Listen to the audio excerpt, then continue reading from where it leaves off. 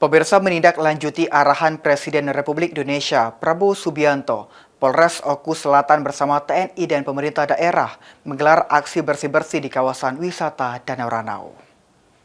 Seluruhnya siap, rak, istirahat. Ya, kita mengawali kegiatan. Komitmen Polri untuk hadir dan bermanfaat di tengah masyarakat kembali diwujudkan melalui aksi nyata sebagai tindak lanjut arahan Presiden Republik Indonesia Prabowo Subianto terkait kebersihan lingkungan dan penanganan sampah.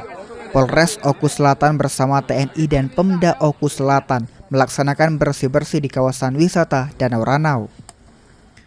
Pelaksanaan kegiatan ini menjadi bentuk pelayanan Polri yang tidak hanya berfokus pada pemeliharaan Kamtibmas, namun juga mendukung kualitas lingkungan dan kenyamanan ruang publik, terutama pada kawasan wisata yang menjadi kebanggaan daerah.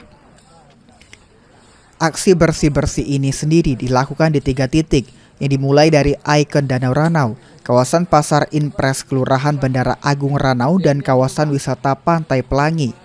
Kegiatan bersih-bersih gabungan TNI, Polri, dan pemerintah daerah Kabupaten Oku Selatan ini melibatkan lebih kurang 300 orang dengan fokus pengumpulan sampah plastik dan limbah danau di sekitar kawasan wisata Danau Ranau. Kegiatan ini bertujuan untuk menjaga kebersihan dan kelestarian lingkungan serta melindungi ekosistem. Kegiatan ini juga menjadi pengingat bersama bahwa kebersihan destinasi wisata merupakan tanggung jawab bersama agar kawasan wisata tetap nyaman dikunjungi dan memberi manfaat bagi masyarakat.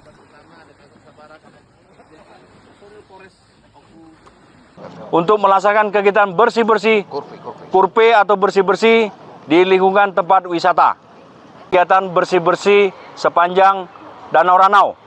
Jadi kami ada 3 lokasi, yaitu Pantai Pelangi, ikon Danau Ranau, dan Pasar Impres. Sri Fitriana, PAU TV.